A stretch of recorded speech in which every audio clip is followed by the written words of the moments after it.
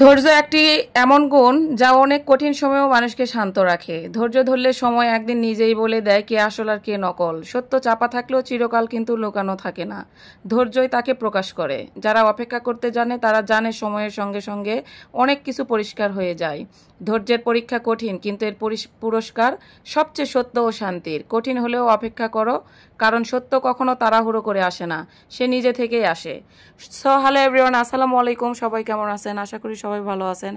আমি আল্লাহর রহমতে ভালো আছি, আপনাদের দোয়ায়। তো সারাদিন আসলে মেঘের প্রতিচ্ছবি দেখে অবাক হয়ে গেছি, কারণ এই গরম, এই ঠান্ডা, এখনই বৃষ্টি, যখন বৃষ্টি আসতেছে তখন একটু নর্মাল আবহাওয়া, আবার দেখেন যে বৃষ্টির 2 সেকেন্ড 3 সেকেন্ড পরে আবার এমন রোদ উঠছে, প্রচণ্ড পরিমাণে গরম। যদিও সবাই সাবধান থাকবেন, কারণ এরকম পরিবেশে মানুষ বেশি অসুস্থ হয়। তো মনে চাইলো যে এরকম একটা পরিবেশে বিকেলে যেহেতু মেঘটাও ভালো আছে, আকাশটাও অনেক পরিষ্কার, তাই একটু ঘুরতে বাড়াইছি, অনেক ঘোরাঘুরি করছি। ঘোরাঘুরি করে চলে আসছি একটু খাবার খাওয়ার জন্য, কারণ ঘোরাঘুরির মাঝে রিক্সা নিয়ে যদি ঘুরি তাহলে একটু খাবার না থাকলে হয় বলেন তো।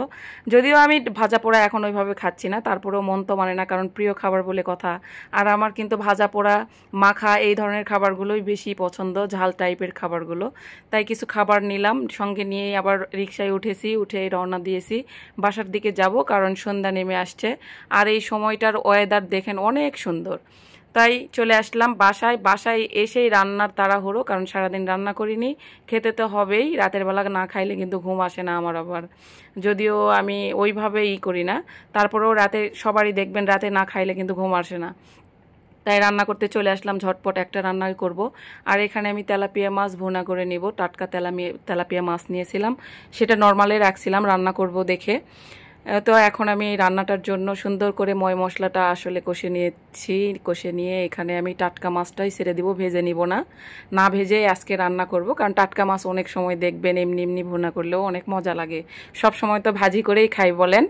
তো আজকে মনে করলাম যে আজকে আর ভেজে নিব না, কারণ যেহেতু টাটকা মাছ, আর এই জন্যই আমি টাটকা মাছটা এইভাবেই নর্মালে রাখছিলাম। সুন্দর করে পরিষ্কার করে ধুয়ে নিছি লবণ দিয়ে। আর লবণ দিয়ে কিন্তু প্রত্যেকটা মাছ যখন ক্লিন করি তখন কিন্তু মাছের এক্সট্রা যে গন্ধটা সেটা থাকে না। আর তেলাপিয়ার মাছটা আমার কাছে অনেক ভালোই লাগে, তাই আমি বেশিরভাগ ট্রাই করি। তেলাপিয়ার মাছ আমার অনেক ফেভারিট, পছন্দ আর কি। তো মাছটা আমি এখন সুন্দর করে কষিয়ে নিব। কষিয়ে নিয়ে এখন আমি ঝোলের পানি দিয়ে দিব, একটু কষাবো যেহেতু আমি কাঁচা মাছ রান্না করছি। তো যাই হোক, যেটা বললাম, ধৈর্য কখনো খারাপ কোনো কিছু উপস্থাপন করে না। ধৈর্য ধরলে কিন্তু ফল পাওয়া যায়, সেটা যে কোনো কারণে, যে কোনো বিষয়েই হোক। তাই সবাইকেই বলবো ধৈর্য ধরেন, কারণ আমি আমার নিজের জীবন দিয়ে বুঝেছি কিছু কিছু সত্য। আমি ধৈর্য ধরেছি দেখেই কিন্তু আমি তাকে খুঁজে পেয়েছি। আমি সে খোঁজার জন্য যে পিছে পিছে দৌড়াছি তাও না। তো যাই হোক, আজকের ভিডিওটা এই পর্যন্তই। ভালো থাকবেন সবাই, আল্লাহ হাফেজ।